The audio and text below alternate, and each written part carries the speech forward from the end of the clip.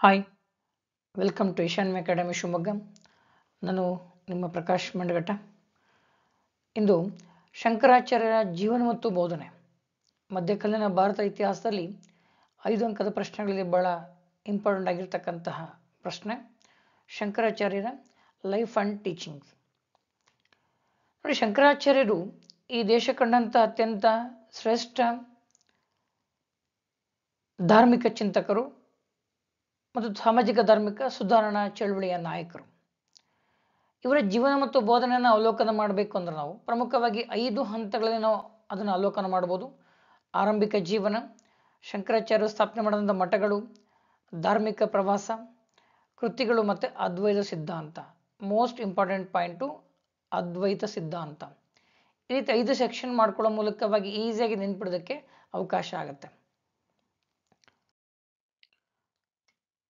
ಆರಂಭಿಕ ಜೀವನ, ಶಂಕರಾಚಾರ್ಯರು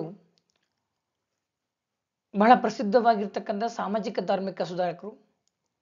ಇವರು ಕೇರಳದ ಕಾಲಡಿಯಲ್ಲಿ ಸಾಶ 782ರಲ್ಲಿ ಜನಿಸ್ತಾರೆ. ನಂಬೂದರಿ ಬ್ರಾಹ್ಮಣ ಕುಟುಂಬದವರಾಗಿರ್ತಕ್ಕಂಥ ತಂದೆ ಶಿವಗುರು ಮತ್ತು ತಾಯಿ ಆರ್ಯಂಬ ಈ ದಂಪತಿಗಳ ಮಗನಾಗಿ 782ರಲ್ಲಿ ಜನಿಸ್ತಾರೆ. ಇವರ ಗುರುಗಳು ಗೋವಿಂದ ಭಗವತ್ಪಾದರು. ಆರಂಭದಿಂದಲೂ ಕೂಡ ಸನ್ಯಾಸತ್ವದ ಕಡೆ ಒಲವಿದ್ದಂಥ ಶಂಕರಾಚಾರ್ಯರು ಸಾಂಸಾರಿಕ ಜೀವನವನ್ನು ಹೊಂದದೇನೆ ಅವರ ತಾಯಿಯ ಅನುಮತಿ ಪಡ್ಕೊಂಡು ಸನ್ಯಾಸವನ್ನು ಸ್ವೀಕಾರ ಮಾಡ್ತಾರೆ. ಸನ್ಯಾಸವನ್ನು ಸ್ವೀಕಾರ ಮಾಡಿದ ಶಂಕರಾಚಾರ್ಯರು ನರ್ಮದಾ ನದಿ ತೀರದಲ್ಲಿ ಇದ್ದಂಥ ಅವರ ಗುರು ಗೋವಿಂದ ಭಗವತ್ಪಾದರನ್ನ ಭೇಟಿಯಾಗಿ ಅವರಿಂದ ಶಿಕ್ಷಣವನ್ನು ಪಡ್ಕೊಳ್ತಾರೆ. ಆನಂತರದಲ್ಲಿ ತಮ್ಮ ಪ್ರಮುಖವಾದ ಸಿದ್ಧಾಂತ ಏನು ಅದ್ವೈತ ಸಿದ್ಧಾಂತ ಇದೆ, ಅದನ್ನು ಇಡೀ ದೇಶಾದ್ಯಂತ ಪ್ರತಿಪಾದನೆ ಮಾಡುವ ಕೆಲಸನ ಮಾಡ್ತಾರೆ. ಅದನ್ನು ಧಾರ್ಮಿಕ ಪ್ರವಾಸ ಅಂತೇಳಿ ಕರ್ಕೊಂಡು ಅಧ್ಯಯನ ಮಾಡ್ಬೋದು. ಶಂಕರಾಚಾರ್ಯರು ಇಡೀ ದೇಶಾದ್ಯಂತ 3 ಬಾರಿ ಪ್ರವಾಸವನ್ನು ಕೈಗೊಳ್ತಾರೆ. ಆ ಪ್ರವಾಸದ ಸಂದರ್ಭದಲ್ಲಿ ಪ್ರಮುಖ ರಾಜ್ಯಗಳನ್ನು ಭೇಟಿಯಾಗುವ ಮೂಲಕ ಪ್ರಮುಖ ಸ್ಥಳಗಳನ್ನು ಭೇಟಿಯಾಗಿ ಅಲ್ಲಿ ತಮ್ಮ ತತ್ವವನ್ನು ಸಿದ್ಧಾಂತವನ್ನು ಪ್ರತಿಪಾದನೆ ಮಾಡುವ ಕೆಲಸನ ಮಾಡ್ತಾ ಹೋಗ್ತಾರೆ. ಇಲ್ಲಿ ಪ್ರಮುಖವಾಗಿ ಕಾಶ್ಮೀರ, ನೇಪಾಳ, ಬನಾರಸ್, ಬದ್ರಿನಾಥ್, ದ್ವಾದಶ, ಪುರಿ, ತಿರುಪತಿ, ಕಂಚಿ ಇತ್ಯಾದಿ ಸ್ಥಳಗಳಿಗೆ ಭೇಟಿಯನ್ನು ಕೊಡ್ತಾ ತಮ್ಮ ಅದ್ವೈತ ಸಿದ್ಧಾಂತವನ್ನು ಪ್ರತಿಪಾದನೆ ಮಾಡ್ತಾ ಹೋಗ್ತಾರೆ. ಜೊತೆಗೆ ಇವರಿಗೆ ಆ ಸಂದರ್ಭದಲ್ಲಿ ಸರ್ವಜ್ಞ ಮತ್ತು ಜಗದ್ಗುರು ಎಂಬ ಬಿರುದುಗಳು ಕೂಡ ಪ್ರಾಪ್ತವಾಗ್ತವೆ. ಜನ ಅವರನ್ನು ಸರ್ವಜ್ಞ ಮತ್ತು ಜಗದ್ಗುರು ಅಂತೇಳಿ ಕರೀತಾರೆ. ಇದೇ ಅವರನ್ನು ನಾವು ಬಿರುದುಗಳನ್ನು ಗುರುತಿಸುವ ಪ್ರಯತ್ನ ಮಾಡ್ತೇವೆ. ಸರ್ವಜ್ಞ ಮತ್ತು ಜಗದ್ಗುರು ಅಂತೇಳಿ 2 ಬಿರುದುಗಳನ್ನು ಕೂಡ ಶಂಕರಾಚಾರ್ಯ ಇದ್ವು ಅಥವಾ ಜನ ಅವ್ರನ್ನ ಕರೀತಾರೆ ಆ ರೀತಿ ಅಂತೇಳಿ ನಾವು ಉಲ್ಲೇಖನ ಮಾಡ್ಬೋದು. ಇನ್ನು 3ನೇ ಪಾಯಿಂಟು, ಶಂಕರಾಚಾರ್ಯರ ಮಠಗಳು. ಶಂಕರಾಚಾರ್ಯರು ಭಾರತೀಯ ಆಧ್ಯಾತ್ಮಿಕತೆಯನ್ನು ಪ್ರಚುರಪಡಿಸೋದಕ್ಕಾಗಿಯೇ ಹಲವಾರು ಮಠಗಳನ್ನು ಸ್ಥಾಪನೆ ಮಾಡ್ತಾರೆ. ಅದರಲ್ಲಿ ಪ್ರಮುಖವಾಗಿ 4 ಮಠಗಳನ್ನು 4 ದಿಕ್ಕುಗಳಿಗೆ ಅವರು ಸ್ಥಾಪನೆ ಮಾಡೋ 4 ಮಠಗಳನ್ನು ಕುರಿತು ಅವಲೋಕನ ಮಾಡೋದಾದರೆ, ಪುರಿಯ ಗೋವರ್ಧನ ಪೀಠ, ಒರಿಸ್ಸಾದ ಇವತ್ತಿನ ಒರಿಸ್ಸಾದ ಪುರಿಯಲ್ಲಿ ಬರ್ತಕ್ಕಂಥ ಗೋವರ್ಧನ ಪೀಠನಿದೆ, ಅದು ಪೂರ್ವ ದಿಕ್ಕಿನ ಪೀಠ. ಆದರೆ ದ್ವಾರಕೆಯ ಕಾಳಿಕಾ ಮಠ, ಗುಜರಾತಿನ ದ್ವಾರಕೇನಿದೆ ಅದು ಪಶ್ಚಿಮದ ಕಾಳಿಕಾ ಮಠ, ಪಶ್ಚಿಮ ದಿಕ್ಕಿನಲ್ಲಿರ್ತಕ್ಕಂಥ ಕಾಳಿಕಾ ಮಠ. ಇನ್ನು ಬದ್ರಿನಾಥನ ಜ್ಯೋತಿರ್ಮಠ ಉತ್ತರ ದಿಕ್ಕಿನಲ್ಲಿ ಬರ್ತಕ್ಕಂಥದ್ದು. ಇನ್ನು ದಕ್ಷಿಣದ್ದು ನಮ್ಮ ಕರ್ನಾಟಕದ ಶೃಂಗೇರಿಯ ಶಾರದಾ ಪೀಠ. ಈ 4 ಮಠಗಳು ಶಂಕರಾಚಾರ್ಯರಿಂದ ಸ್ಥಾಪನೆ ಆಗಿದ್ದಂಥವು ಇವತ್ತಿಗೂ ಕೂಡ ಹಿಂದೂ ಧರ್ಮ ಸಂಸ್ಕೃತಿ ಪರಂಪರೆಯನ್ನು ಪ್ರಚುರಪಡಿಸುವಂಥ ಕೆಲಸವನ್ನು ನಾವು ಮಾಡ್ತಾ ಇದ್ದಾವೆ. ಅದ್ವೈತ ಸಿದ್ಧಾಂತವನ್ನು ಪ್ರತಿಪಾದನೆ ಮಾಡ್ತಾ ಇದ್ದಾವೆ. ಇನ್ನು 4ನೇ ಪಾಯಿಂಟು, ಅವರ ಬೋಧನೆಗಳು. ಇಲ್ಲಿ ಶಂಕರಾಚಾರ್ಯರು ಪ್ರಮುಖವಾಗಿ 6 ದೇವತೆಗಳನ್ನು ಪೂಜಿಸೋದಕ್ಕೆ ಬೋಧನೆಯನ್ನು ಮಾಡ್ತಾರೆ. ಇಲ್ಲಿ ಶಿವ, ವಿಷ್ಣು, ಸೂರ್ಯ, ಗಣೇಶ, ಕುಮಾರ ಮತ್ತು ಶಕ್ತಿ ದೇವತೆಗಳ ಪೂಜೆಗೆ ಹೆಚ್ಚಿನ ಪ್ರಾಮುಖ್ಯತೆ ಕೊಡ್ತಾರೆ. ಹಾಗಾಗಿ ಅವರನ್ನು ನಾವು ಷಣ್ಮತ ಸ್ಥಾಪನಾಚಾರ್ಯ ಅಂತೇಳಿ ಕರೆಯಲಾಗುತ್ತೆ. ಶಂಕರಾಚಾರ್ಯರು ಪ್ರಮುಖವಾಗಿ ತಮ್ಮ ಅನುಯಾಯಿಗಳಿಗೆ, ಸಮಾಜಕ್ಕೆ 6 ದೇವತೆಗಳನ್ನು ಪೂಜೆ ಮಾಡೋದಕ್ಕೆ ಕರೆಯನ್ನು ಕೊಡ್ತಾರೆ, ಬೋಧನೆಯನ್ನು ಮಾಡ್ತಾರೆ. ಯಾರ್ಯಾರು 6 ಜನ ದೇವರು ಅಂತಂದರೆ ಶಿವ, ವಿಷ್ಣು, ಸೂರ್ಯ, ಗಣೇಶ, ಕುಮಾರ ಮತ್ತು ಶಕ್ತಿ ದೇವರುಗಳು. ಇವರು ಈ 6 ದೇವತೆಗಳ ಪೂಜೆಗೆ ಅವರು ಹೆಚ್ಚು ಆದ್ಯತೆಯನ್ನು ಕೊಡ್ತಾರೆ, ಒತ್ತನ್ನು ಕೊಡ್ತಾರೆ. ಆ ಕಾರಣಕ್ಕಾಗಿಯೇ ಷಣ್ಮತ ಸ್ಥಾಪನಾಚಾರ್ಯ ಅಂತೇಳಿ ಶಂಕರಾಚಾರ್ಯನ ಕರೆಯಲಾಗುತ್ತೆ. ನಿಮಗೆ ಹಾರ್ಟ್ಸಲ್ಲಿ ಕ್ವಶನ್ ಕೂಡ ಇದೆ, ಷಣ್ಮತ ಸ್ಥಾಪನಾಚಾರ್ಯ ಅಂದರೆ ಯಾರನ್ನ ಕರೆಯಲಾಗಿದೆ ಅಂತಂದರೆ ಶಂಕರಾಚಾರ್ಯರು. ಜೊತೆಗೆ ಬಹಳಷ್ಟು ವಿದ್ವಾಂಸರಾಗಿದ್ದಂತಹ ಶಂಕರಾಚಾರ್ಯರು ಹಲವಾರು ಕೃತಿಗಳನ್ನು ಕೂಡ ಕೊಡುಗೆಯಾಗಿ ಕೊಟ್ಟಿರಿ ಸಮಾಜಕ್ಕೆ, ಸಂಸ್ಕೃತಿಗೆ.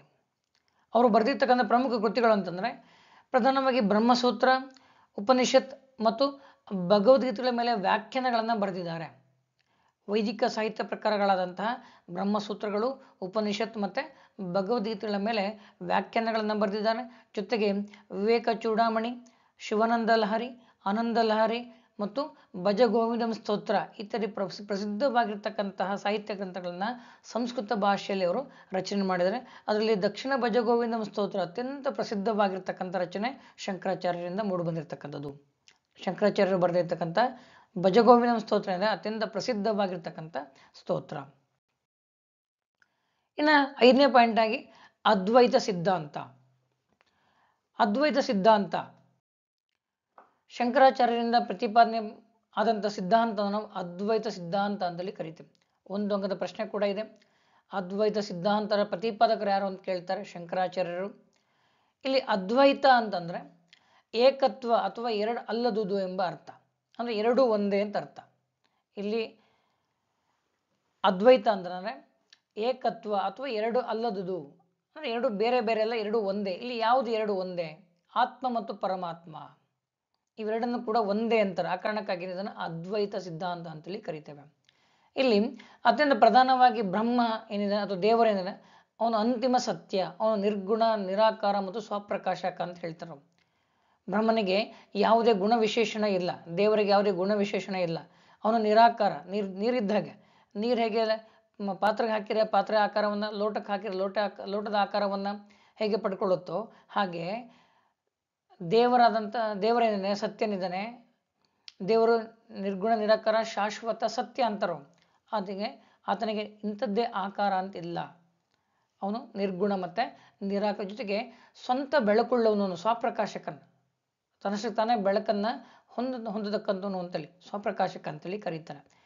ನಮ್ಗೆ ಅಜ್ಞಾನದಿಂದಾಗಿ ಪ್ರಪಂಚ ಸತ್ಯ, ಆತ್ಮ ಮತ್ತು ಪರಮಾತ್ಮ ಬೇರೆ ಬೇರೆ ಅಂತ ಅನ್ಸುತ್ತೆ. ಆ ಕಾರಣಕ್ಕಾಗಿನೇ ಅವರು ಜ್ಞಾನ ಮಾರ್ಗವನ್ನು ಪ್ರತಿಪಾದನೆ ಮಾಡ್ತಾರೆ. ಈ ಪ್ರಪಂಚವನ್ನ ಮಾಯೆ ಅಂತ ಕರೀತಾರೆ, ಅದನ್ನ ಮಾಯಾವಾದ ಅಂತೇಳಿ ಕರಿತೀವಿ ನಾವು.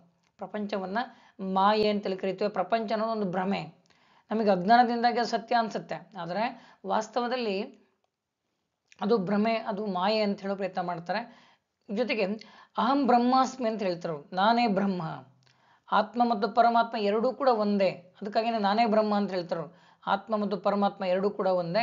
ಆತ್ಮ ಪರಮಾತ್ಮನಲ್ಲಿ ಲೀನ ಆಗುತ್ತೆ ಅಂತ ಹೇಳ್ತಾರೆ. ಯಾವ ರೀತಿಯಲ್ಲಿ ಹಾಲು ಮತ್ತು ಜೇನು ಒಂದಾಗ್ತವೋ, ಅಥವಾ ಹಾಲು ನೀರು ಹೇಗೆ ಎರಡು ಮಿಂಗಲಾಗ್ತವೋ ಹಾಗೆ ಆತ್ಮ ಪರಮಾತ್ಮನಲ್ಲಿ ಲೀನ ಆಗುತ್ತೆ. ಆ ಕಾರಣಕ್ಕಾಗಿನೇ ಅಹಂ ಬ್ರಹ್ಮಾಸ್ಮಿ, ನಾನೇ ಬ್ರಹ್ಮ ಅಂತ ಹೇಳ್ತಾರೆ. ಇದನ್ನೇ ಅವರು ಅದ್ವೈತ ಅಂತ ಹೇಳಿದ್ದು.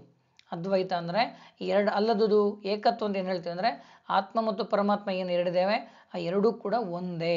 ಆ ಕಾರಣಕ್ಕಾಗಿನೇ ಏಕತ್ವವನ್ನು ಹೇಳ್ತಾರವರು, ನಾನೇ ಬ್ರಹ್ಮ ಅಂತಾರವರು. ನಾನೇ ಬ್ರಹ್ಮ ಅಂತಾರೆ. ಅಜ್ಞಾನಿಯಾಗಿದ್ದಂತೂ ತನ್ನನ್ನು ತಾನು ಅಂತರಲ್ಲಿ ಅರ್ಥ ಮಾಡ್ಕೊಳ್ಳೋದ್ರೆ ಅಜ್ಞಾನದಿಂದಾಗಿ ಹೊರಗಡೆ ಬಾಹ್ಯ ಜಗತ್ತು ಹುಡುಕೋ ಪ್ರಯತ್ನ ಮಾಡ್ತಾನೆ. ಆದರೆ ಜ್ಞಾನದಿಂದ ಏನಿದೆ ಒಂದೇ ಅನ್ನೋದನ್ನ, ಆತ್ಮ ಮತ್ತು ಪರಮಾತ್ಮ ಎರಡು ಒಂದೇ ಅನ್ನೋದು ಜ್ಞಾನ ಮಾರ್ಗದಿಂದ ಅರ್ಥ ಆಗುತ್ತೆ. ಜೊತೆಗೆ ಆ ಜ್ಞಾನ ಮಾರ್ಗ ನಮಗೆ ಮೋಕ್ಷಕ್ಕೆ ದಾರಿ ಮಾಡಿಕೊಡುತ್ತೆ ಅಂತ ಕೂಡ ಶಂಕರಾಚಾರ್ಯರು ತಮ್ಮ ಅದ್ವೈತ ಸಿದ್ಧಾಂತದಲ್ಲಿ ಪ್ರತಿಪಾದನೆ ಮಾಡ್ತಾ ಹೋಗ್ತಾರೆ. ಅದ್ವೈತ ಸಿಂಪಲ್ ಆಗಿರೋದು. ಅದ್ವೈತ ಅಂತಂದ್ರೆ ಏಕತ್ವ ಅಥವಾ ಎರಡಲ್ಲದು, ಅಂದ್ರೆ ಎರಡು ಒಂದೇ ಎಂಬ ಅರ್ಥ. ಇಲ್ಲಿ ಎರಡು ಯಾವುದು ಪಾಯಿಂಟು? ಒಂದು ಆತ್ಮ ಮತ್ತೊಂದು ಪರಮಾತ್ಮ, ಎರಡೂ ಕೂಡ ಒಂದೇ. ಆತ್ಮ ಪರಮಾತ್ಮನ ಸಾನ್ನಿಧ್ಯನ ಸೇರಿಕೊಳ್ಳುತ್ತೆ, ಲೀನ ಆಗುತ್ತೆ ಅಂತೇಳಿ. ಈಗ ಹಾಲು ಜೇನು ಅಥವಾ ಹಾಲು ನೀರು ಮಿಕ್ಸ್ ಆದ ಹಾಗೆ ಆತ್ಮ ಪರಮಾತ್ಮಲ್ಲಿ ಲೀನ ಆಗುತ್ತೆ. ಆ ಕಾರಣಕ್ಕಾಗಿನೇ ನಾನೇ ಬ್ರಹ್ಮ, ಅಹಂ ಬ್ರಹ್ಮಾಸ್ಮಿ ಅಂತ ಹೇಳ್ತಾರೆ. ಜೊತೆಗೆ ಮೋಕ್ಷಕ್ಕೆ ಅವರು ಜ್ಞಾನ ಮಾರ್ಗವನ್ನು ಪ್ರತಿಪಾದನೆ ಮಾಡ್ತಾರೆ. ಅಜ್ಞಾನದಿಂದಾಗಿ ನಮಗೆ ಪ್ರಪಂಚ ಸತ್ಯ ಅನಿಸುತ್ತೆ, ಆದರೆ ಪ್ರಪಂಚ ಮಾಯೆ, ಪ್ರಪಂಚ ಅನ್ನೋದೊಂದು ಭ್ರಮೆ. ಆ ಕಾರಣಕ್ಕಾಗಿನೇ ಪ್ರಪಂಚನವರು ಮಾಯಾವಾದ ಅಂತೇಳಿ ಕರೆಯುವ ಪ್ರಯತ್ನ ನಾವು ಮಾಡ್ತೇವೆ. ಇದಿಷ್ಟು ಶಂಕರಾಚಾರ್ಯರಿಗೆ ಸಂಬಂಧಪಟ್ಟಂತಹ ವಿಚಾರಗಳು. ಮತ್ತೊಂದು ವಿಡಿಯೋದೊಂದಿಗೆ ಭೇಟಿ ಆಗ್ತೇನೆ. Thank you for watching.